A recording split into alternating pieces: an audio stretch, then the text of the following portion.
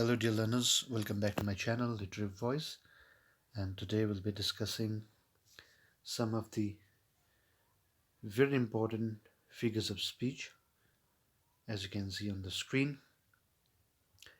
And before I start the video, if you haven't yet subscribed my channel, please like, do, share and subscribe my channel for more informative videos. So before we begin our video and go to particular poetic device, let us understand what figures of speech actually are, right? No, we can simply say that what ornaments are to our body. That means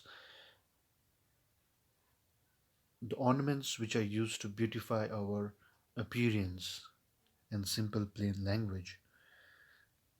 So is the figure of speech to the language. That means figures of speech are used to beautify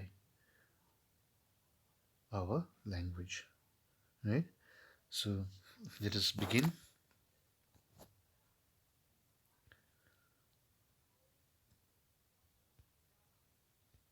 Yeah. Now here you can see the first figure of speech that we'll be discussing would be a simile. Now, I guess you have heard this word before, you have come across this figure of speech. So, what is simile?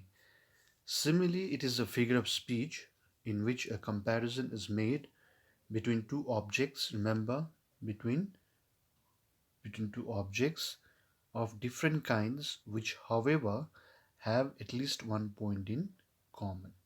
So, you got to remember in a figure of speech called simile, comparison is made, and this comparison is made between two objects of different kinds. You got to remember this is very important point here, right? So for example, for instance, we have, oh my love is like a red rose. So you got to remember the comparison is clearly seen by the use of the word like, as, right? So when two things are compared, these words like, as, so, they are used to make a comparison. So that figure of speech is called as simile. So next one we have metaphor.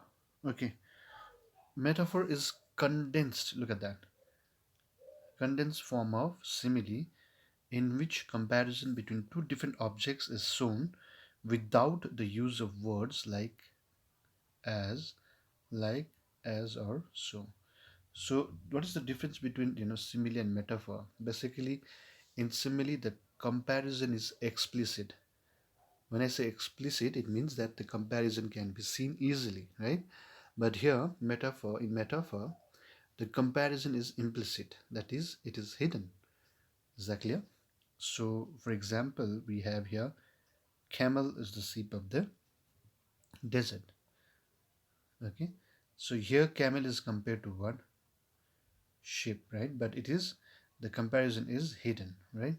And next example would be, variety is the spice of life. So these are some very important and important figures of speech which we have to understand and know as student of language. Next, now this is also very interesting, personification. You can see the figure of speech is personification. So what is personification? In personification, inanimate objects and abstract notions are spoken of as having life or intelligence. So now you see, we in this particular figure of speech try to give those non-living objects or things, you know, kind of attribute of human beings. We can say that. Now here in the example we have trees sprinting. Now sprinting means what? Run fast. Okay, run fast. But in reality, can trees run? Obviously, the answer is no. So we are making this tree, which is an thing. We are attributing the features of a human being, a living thing rather. So that is tree is printing. That is personification. Now, this particular personification is very important figure of speech, and you got to understand this. And I've tried my best to make it clear to you, all of you there.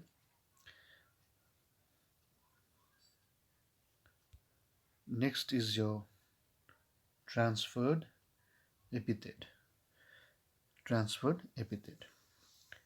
Now, epithet basically, it means adjective, right? Sorry, it means, I'm sorry. Uh, yeah, it means what? Epithet means what? Adjective. Okay, so you got to understand this. In this figure, an epithet is transferred from its proper word to another word that is closely associated with it in the sentence. So the adjective which actually belongs to one of the word is transferred to the another word in the sentence which is closely related to it, right? And this transferred epithet is also called as hyperlage. So don't get confused. Hyperlage and transferred epithet are same figure of speech, right? Now, for example, we have here sleepless pillow. Look at that. Actually, who is sleepless? Pillow is not sleepless rather, but I'll just make it clear to you here. Sleepless, right? So who is sleepless here? Is it the pillow in real? No, actually the person who is sleeping is sleepless, isn't it? So this adjective actually it belongs to the person who is sleeping, but is transferred to the word pillow, right? How can pillow be sleepless? So actually it means the person who is sleeping is sleepless, right? So likewise we have another important example here. The plowman homeward plods his weary way. Look at this. The way, it's not weary. Weary means tired. The way is not tired. Clear? But who is tired? The plowman. So the adjective which is supposed to describe, plowman here is transferred to another word that is way. So this is your transferred epithet. Now this is, I guess, a very easy one, and you have come across this many a time. Alliteration. Now, what is it? It consists of in the repetition of the same sound or syllable at the beginning of two or more words. Now, if we closely observe this line here, how high his honor holds his haughty head. So one thing that is very obvious is that in every word at the beginning, letter H is it is becoming clumsy. Letter H is repeated. So this is an example of your alliteration. Now another example would be for example, stood still, right, to smile. Okay, I've taken this from one of the poems, um, a photograph by Shirley Dawson. So yeah, look at it here. The letter S is repeated at the beginning of this you know sentence. I mean the words. So this is also example of your alliteration. Now next one is antithesis. So in this figure of speech, a striking opposition or contrast of words or sentiments is made in the same sentence for the sake of emphasis. That means uh, kind of striking contrast, or the ideas are put together so as to create kind of emphasis. So here, for example, we have to err is human, to forgive divine. Likewise, we can give another example for it, that is, united we stand, divided we fall. So you can see the juxtaposition of two, opposite ideas in the same sentence, and that is for the sake of emphasis, that is antithesis. This is very interesting one. Pun, of course many call it as play of words as well. So this figure of speech consists in a play on the various meanings of a word. For example, is life worth living? Please understand this. Is life worth living? That depends on the liver. So, where is the pun here? The pun is in, I mean, on the word liver. So, first is the organ of your body. That means, if your organ, that is liver, is well, is good, I mean, in a good shape, good condition rather, then life is, good for that particular person, isn't it? But if that organ is, I mean, not working properly, then the person will suffer, isn't it? Likewise, uh, another lever, I mean, the second meaning of the same term would be the person who is living the life. It depends on that particular person how he makes it worth, okay, or worthless. So that is pun. Another example would be, from your poem, that is, keeping quiet. Let's not move our arms so much. So the pun, intended pun, is on the word arms. Okay, one arm, the meaning means weapon, right?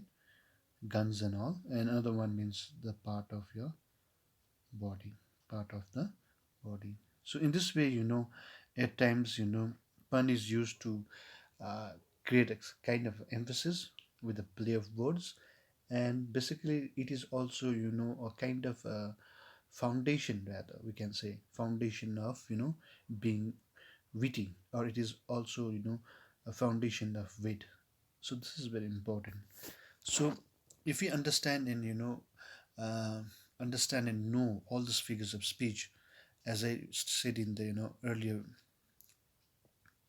analysis of these figures of speech, that, it will definitely beautify the language that we use, right? So figures of speech are very, very important, and hope the concepts that we have discussed is, clear to all of you there. So happy learning.